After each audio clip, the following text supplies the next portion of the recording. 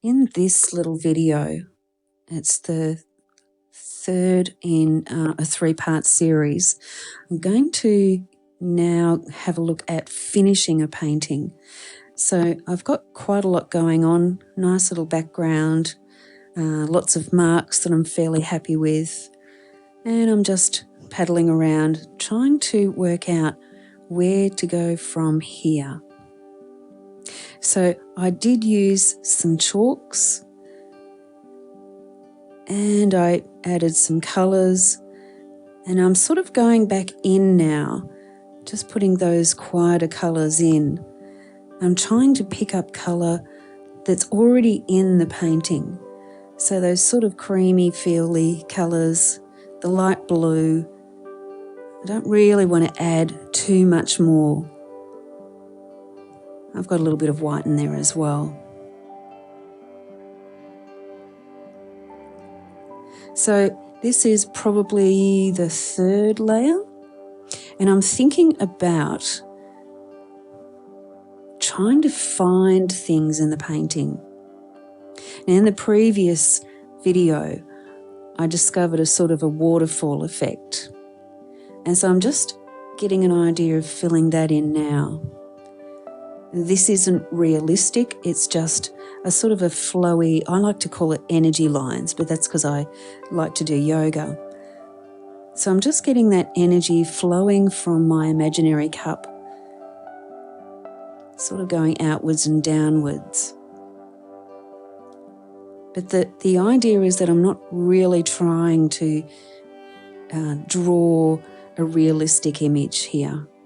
Still just very much playing with colour, trying to work out, are there any gaps that are sort of a bit boring or something that I'm really not quite liking the look of? Anything that might do with just a touch of added colour. Trying to stay into now a fairly limited palette.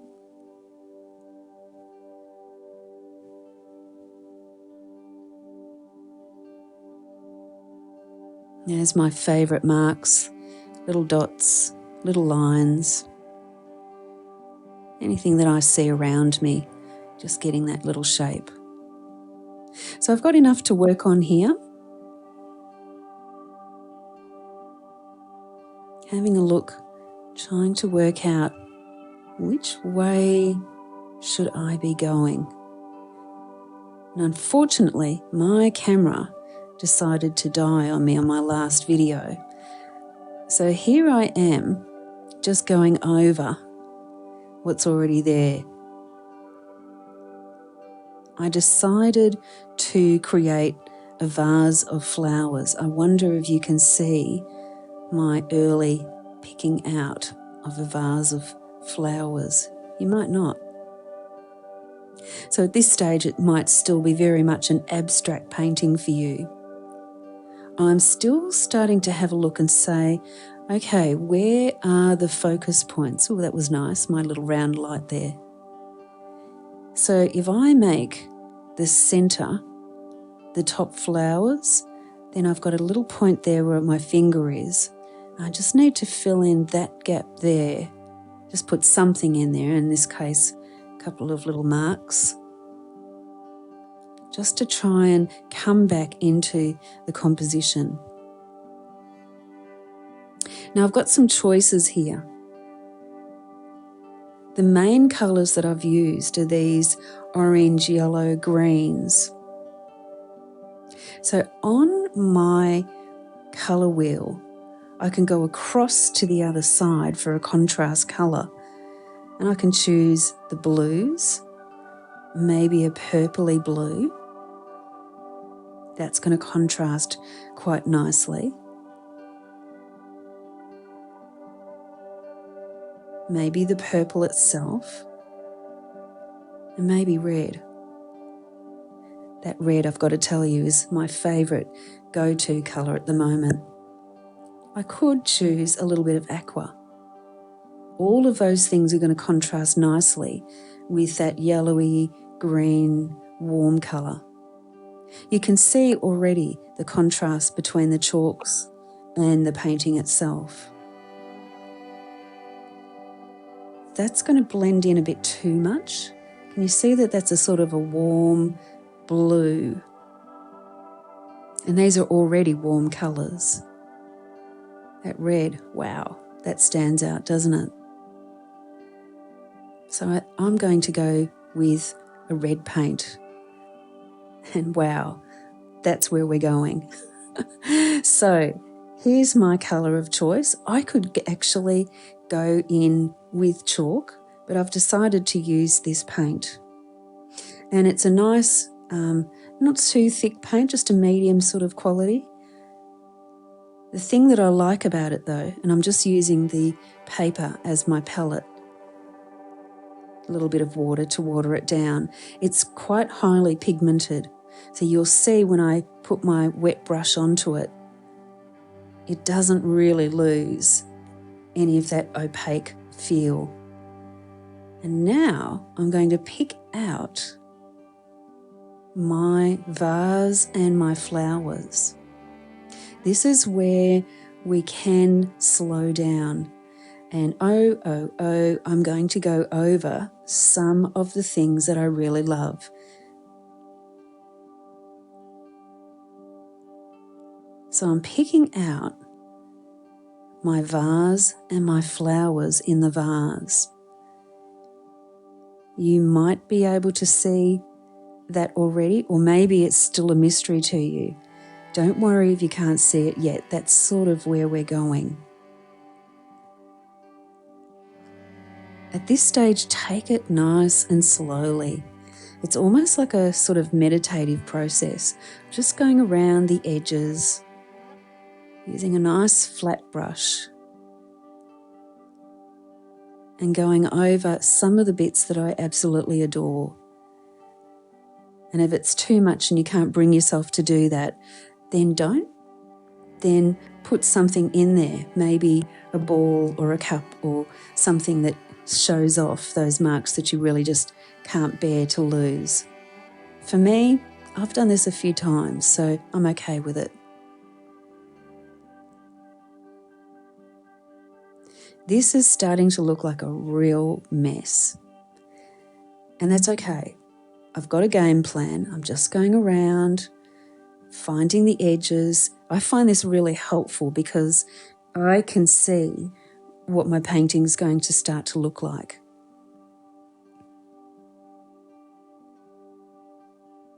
So I'm going in again, less transparency. It's kind of nice being able to see some shapes underneath. And a big tip here, if I added a little bit of white to that red, it would instantly become opaque. But I can leave it transparent if I keep the paint thin enough. So have a play with that when you get to this stage. I wonder if you can see a vase and some flowers. Maybe you can, maybe you can't. So I've gone around the biggest shapes and I can still use that nice flat edge to cut in. And especially around my flowers, I can actually come in and do some of those smaller bits. But eventually I will need to change to a smaller brush. Got a little bit of water on it. Picking up some of the watery paint. It's sort of more like an ink in that consistency. And all I'm doing is coming in and finding some shapes. I don't want everything to be uniform. I don't want it to be nice and neat. So this is how I look at it. I think of design as nice and neat and uniform. And I think of art as being messy and crumbly and not neat, the opposite. I like to have a variance of shape and line and interesting things. And again, work slowly and just enjoy this little process. It's quite calming once you get the hang of it. Nice and slow, Just going around and around my shapes. And I'm working with negative space. So I'm working with the underpainting that's left when I add this bright red background. And you can see I'm just coming into the fun bit, putting in these little tiny strokes to leave more of a sort of flower shape. It's not a realistic flower. It's just starting to look like a vase of flowers. Oh, did I mention it's actually sideways?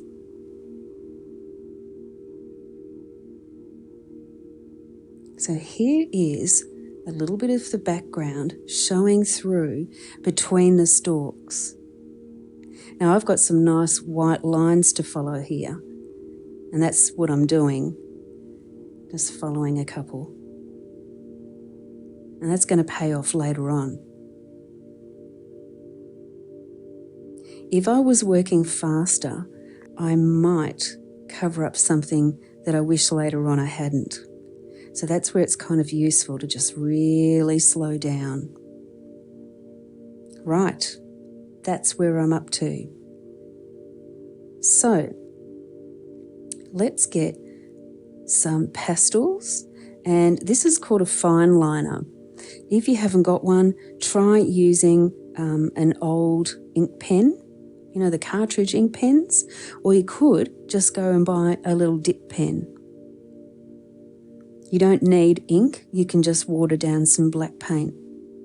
This has got acrylic black paint in it, and it's got a very fine needle tip. It's an absolute pain to open because they dry out. There it is, the needle tip. If you've not tried this before, I highly recommend that you actually use a dip pen or a cartridge pen. Now I want to get these random flowy little lines, so that's okay. And I could really go to town on this, although I have sort of held back a little bit. I'm vaguely using the blobs of shape, and I'm just creating a sort of flowery feel. How do I describe that? It's like a flower, but it's not realistic. So there's a sort of a rosy kind of shape, and it goes round and around those little curls. And it might be useful for you to just try making these shapes on a piece of paper with a pencil, and maybe with ink, and maybe with pastel, until you get the flow of what your flowers might look like. So I'm just going around randomly putting in flower-ish shapes. I'm actually picking out little patches of colour. That's really kind of helpful for me. They don't have to look like flowers. I've got enough information here with that vague vase shape and those sort of flowery flowers on the left, on the bottom of the screen, that your brain will fill in the gaps. And that's what I'm after. I'm after the least information that I can give so that your brain says, yeah, I pretty well think this is a vase of flowers. Just filling in my stalks here. And remember, I put the background in before and it kind of didn't look like a background, but now that I've outlined it, it sort of fits in a lot better.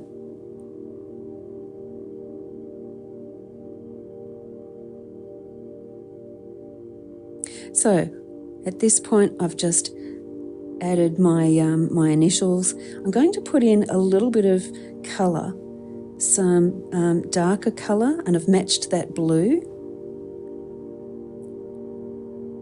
and a white. And these are Sennelier pastels. They're pretty expensive, so I've only got two, and they are the creamiest buttery pastels. They're just delicious to use. Again, I'm just going in with my favourite marks, those little lines. And for me, because I've done this a few times now, they give me a feeling of little petals. And I love that contrast between the red and this really quite opaque white. And I always seem to put little petals on the tabletop, or would be a tabletop if there was one, but underneath the vase itself. Just going in here and there. If there's too big a patch of colour, I'm just putting a little bit of white there. But I'm not trying to go crazy with it. Putting in a little bit of shadow, just to sort of ground that vase, make it sit somewhere rather than have it floating randomly in space. And a little bit of shadow underneath some of the flowers.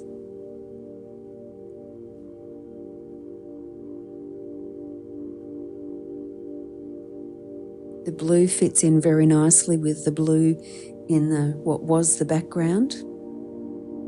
And of course it contrasts again with that bright, bright red. And we already worked that out earlier on with the colour wheel.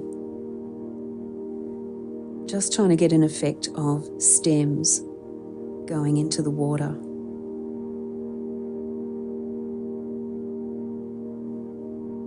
Just trying to feel for where is the edge of my painting here.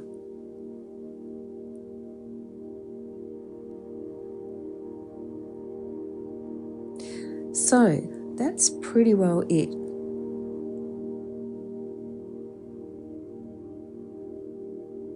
And there it is.